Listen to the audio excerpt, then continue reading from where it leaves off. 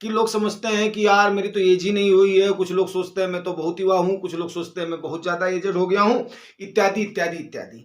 देखो यार, हर आदमी चाहता है कि हमारी लाइफ थोड़ा सा स्मूथ चले, और दूसरा हर आदमी यही चाहता है कि मेरा पैसा थोड़ा सा ग्रो हो, ठीक है ना। हम भी चाहते हैं, आप भी चाहते हैं, बट ग्रोइंग के साथ साथ हम आपका अपना रिस्क कितना ले रहे हैं वो डिपेंड करता है सबसे ज्यादा।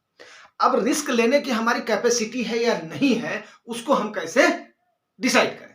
अब सपोज करो यार, मैं पीसीएम का स्टूडेंट हूं, तो वहां पर हमें पढ़ाया जाता था कि आपको जो आपकी ना बोझ लेने की कैपेसिटी है, वह एक एडिक्वेट किस पे होती है, आपकी मजबूती कितनी है। और वो मजबूती मीन्स क्या है कि जैसे मान लिया कोई ब्रिज है, ब्रिज पर आपने देखा होगा इतनी कैपेसिटी है, कैपेसिटी देखिए ना, मतलब इतने टन का ब्रिज है, इतने टन की ब्रिज है, मतलब उतने टन की कैपेसिटी की गाड़ी उस पर से जा सकती है। जैसे आप लोगों ने देखा होगा कि एग्जाम्पल आपको दे रहा हूं, वाटर ओवरहेड टैंक जो होता है ना, वाटर वाला, जिसको हम हिंदी में पानी की टंकी बोलते हैं। पानी की टंकी आपने देखी होगी, उस पर लिखा होता है कैपेसिटी, कि इसकी कैपेसिटी इतनी है, धारिता इसकी इतनी है। तो इन द सेंस हम उसको समझने की कोशिश करते हैं।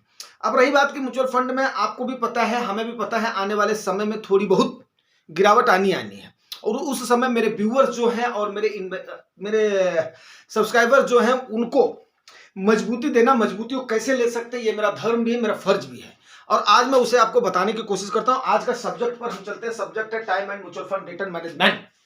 तो देखो दोस्तों, सबसे बड़ी चीज होती है क्या, वक्त। अगर आप वक्त दे रहे हैं ना, तो वक्त जो है, बोलते हैं कि एक कहावत आपने सुनी होगी कि हर घाव का मरहम क्या है, वक्त होता है। आप भी जानते हैं दोस्तों। तो यहां पर जो सबसे बड़ी बात क्या है कि आपका मार्केट में जो होता है वो बिजनेस में पैसा लगता है, और बिजनेस को ग्रो होने के लिए क्या चाहिए, वक्त चाहिए। वक्त के लिए अब आपका इन द सेंस ये वक्त होता है, उस समय जोश जोश में तो आप बोल देते हैं कि यस मैं इतने साल के लिए आ रहा हूं, लेकिन जैसे थोड़ी सी गिरावट होती है, उस समय आप क्या करते हैं, डर जाते हैं। दूसरा क्या है, कई लोग ऐसे हैं जो कि इन्वेस्टमेंट करते नहीं है, क्यों, डर की वजह से। तो जो डर जाते हैं, उनके डर को निकालना हमारा फर्ज है, और जो डर के मारे आना नहीं चाहते हैं, उन्हें मैदान में भी उतारना हमारा फर्ज है कि नहीं, आप बताना, ठीक है। तो पहले हम 2-3 सीन क्रिएट करते हैं, और उस सीन का जवाब आपने देना है। सबसे पहले एक बात बताइए, अगर आप 1 साल के लिए पैसा म्यूचुअल फंड में डालने के लिए आ रहे हैं, सपोज कीजिए, ठीक है ना, मैथ में तो किया जाता है ना, सपोज किया जाता है। सपोज कीजिए 1 साल के लिए आप डाल रहे हैं, तो कितने % चांसेस हैं आपके पैसे लॉस में जाएंगे, कैन यू टेल मी। अगर आपको पता था तो कमेंट जरूर करना, ठीक है ना। आपके 50% से ज्यादा चांसेस है कि आप लॉस में जा सकते हैं, और 50% से ज्यादा आप लॉस कर सकते हैं, ये भी चांसेस हैं 1 साल के लिए।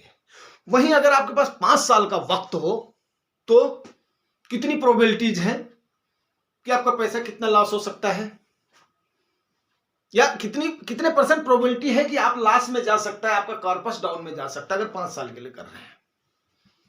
अगर पता होगा तो कमेंट जरूर करना। वैसे ये है 10% की प्रोबेबिलिटी है कि आप तब भी 5 साल में डाउन में जा सकते हैं। लेकिन वहीं आपके पास अगर 10 साल का वक्त हो, तो कितनी प्रोबेबिलिटी है कि आप लॉस में जा सकते हैं दोस्तों, 0% की। 10 साल में आपको 0% की प्रोबेबिलिटी है कि आप नुकसान में जाएंगे। इसीलिए बोला जाता है अगर आपके पास 1 डिकेड का वक्त है, तो आप आइए और मार्केट में आप पैसा लगाइए। लेकिन यह नहीं होता है कि छोटी सी चढ़ाव से, उतार से, गिरावट से आप क्या करें, घबरा जाएं। अगर आपके पास इतना वक्त है, तो आप कितना गेन ले जा सकते हैं, क्या आप मेरे को बता सकते हैं? अगर बता सकते हैं तो बताएं। अल्टीमेटली मैं आपको बता रहा हूं कि उस समय आप क्या कर सकते हैं। आप उस समय देखिए, निफ्टी 50 को ले लीजिए, 50 पर तो आपको भरोसा है ना, बाकी चीजों पर भरोसा नहीं है। और जाहिर सी एक सवाल और उठता है इसमें कि भाई ये भी डिपेंड करता है आपने किस टाइप के शेयर में इन्वेस्ट किया है। अगर शेयर में मान लिया नहीं किया, तो निफ्टी 50 के 50 कंपनियों पर तो भारत की आपको भरोसा है ना। तो मान लिया आप निफ्टी 50 का कोई भी एक फंड लेकर के आपने डाल दिया 10 सालों के लिए, ठीक है ना। अब उस समय क्या आपके चांसेस हैं 10 साल में आपके पैसे गिरेंगे? नहीं, 0% है। 50 कंपनियां निफ्टी 50 कभी इंडिया की डूब नहीं सकती, कभी 10 साल तक नुकसान में नहीं जा सकती। ये तो बिल्कुल एकदम से मायने की बात है। फिर अब आपको इतना वक्त तो आपके पास होना चाहिए। अगर आप निफ्टी 50 में 10 साल के लिए वक्त दे रहे हो कि 0% चांसेस हैं, तो बाकी में आपको थोड़ा वक्त तो देना पड़ेगा। अब दोस्तों आप सोचिए कि आपके पास कितना वक्त है, आप कितना वक्त दे सकते हो, आप कितने साल के हैं, आपके आगे गोल कितने हैं, आपने करना क्या है, आपका स्वास्थ्य कैसा है, आपके आगे कितने बच्चों की जिम्मेदारियां, कितने नाते पोतों की जिम्मेदारियां हैं, आपने अपनी क्या क्या आपने अपने गोल्स फिट किए हैं, वो सारी चीजें आपने डिसाइड करना है। Because you know your self better, ठीक है ना।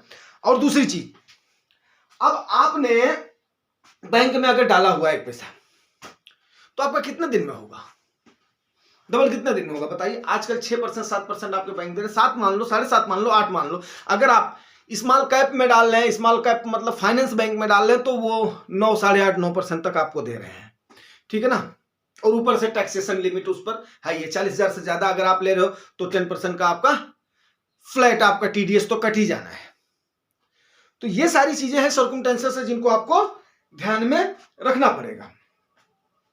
दूसरी सबसे बड़ी बात क्या है कि आपने वहां पर 2-3 चीजें आपने ध्यान रखनी है। एक तो आपने ध्यान रखना है कि आपने रूल 72 आपने ध्यान रखना है, ठीक है ना। रूल 72 एक रूल वो होता है कि जैसे आपको जितना % ब्याज मिल रहा है ना, उससे आप 72 को डिवाइड करो। जितने से ये डिवाइड हो जाएगा, सपोज करो 6% आपको रिटर्न मिल रहा है, तो आप 72 को 6 से डिवाइड करो, तो 12 साल में आपका पैसा कितने में? 10 और 2 12, 12 साल में फिर जाकर के आपका पैसा डबल होगा। वहीं अगर 8% मिल रहा है आपको, 8% रिटर्न मिल रहा है, तो 8 9 72, 5 और 4, 9 सालों में फिर जाकर के आपका पैसा डबल होगा। तो इस प्रकार से आप देख लीजिए कि अगर आप निफ्टी 50 के किसी में भी, जिसमें 10 साल में 0% के चांसेस हैं, उस समय आपका पैसा कितने साल में डबल होगा वो देख लेते हैं। निफ्टी 50 अल्टीमेटली सी बात है, 12% 13% का आज तक का रिकॉर्ड रहा है, उतना उसने ग्रो करके दिया है। तो 12% से आप अगर इसको डिवाइड कर रहे हो, तो 72 डिवाइडेड बाई 12 इक्वल टू 6 साल में आपका पैसा डबल हुआ है। तो आप बताइए कहां है आपका पैसा?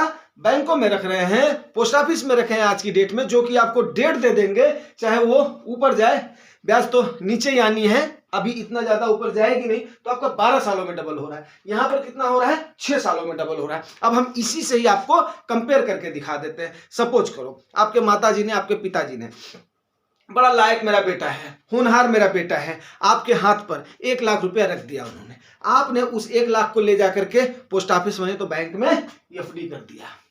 अब मान लिया उसको आपको कटपिट करके क्या हो रहा है, आपको वो 6% का आपको ब्याज मिल रहा है। कितने सालों में आपका पैसा डबल होगा? 12 सालों में। 12 सालों में आपका पैसा कितना होगा? 2 गुना होगा, ठीक है ना। वहीं अगर आपने फिर बोला मैं लायक बेटा हूं, मैंने खर्च नहीं किया है, एक बार फिर 12 साल के लिए आपने डाल दिया, तो डबल के बजाय आपका क्या हुआ? 4 गुना हो गया।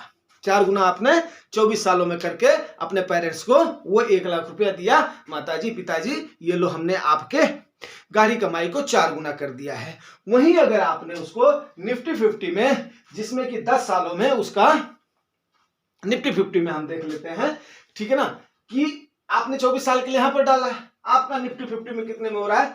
6 साल में डबल हो रहा है। तो आपका पैसा कितना हुआ? 6 साल में 2 गुना हुआ। 12 सालों में कितना हुआ? 4 गुना हुआ। अगले 12 सालों में कितना होगा? वो आपका 4 का 4 गुना होगा। आपका कितना होगा? 16 गुना पैसा होगा। 1 लाख का आप कितना दोगे? अगले 12 साल में कितना दोगे? 6 साल में कितने दोगे? 2 लाख। अगले 2 साल में कितने दो? अगले 6 साल में कितने दोगे? 4 लाख। फिर अगले उसके 6 साल में कितने दोगे? 8 लाख। फिर अगले 6 साल में कितने दोगे? 16 लाख। तो कहां आपका पैसा 1 लाख का कितना बन रहा है? 4 लाख। कहां आपका 1 लाख का कितना बन रहा है? 16 लाख।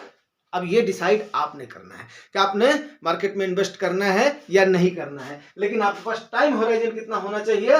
24 साल का, नहीं तो 12 साल का। अगर आपके पास इतना टाइम होराइजन है तो आप उतार चढ़ाव से आपको डरने की जरूरत नहीं है। उम्मीद करता हूं दोस्तों आपको मैंने कैलकुलेशन के अनुसार ये बात समझाने की कोशिश किया है। इसी प्रकार से एज वाइज जो रिस्क का पोर्टफोलियो है वो आप लोग डिसाइड करना, आप कितना रिस्क ले सकते हैं और कितना वक्त दे सकते हैं। अगर आपके पास वक्त कम है तो फिर आप इससे थोड़ा अवॉइड करें, आप अपने उधर की तरफ जाएं। अगर आपके पास वक्त है 20 साल 25 साल 30 साल के हैं तो उसके बाद में आप जरूर बेफिक्र होकर के आइए और इन्वेस्ट करिए, उतार चढ़ाव से मत डरिए। दोस्तों उम्मीद करता हूं जानकारी आपको अच्छी लगी होगी। अगर अच्छी लगी है तो रिवार्ड जरूर करना, रिवार्ड आपको पता है, like share subscribe. Thank you.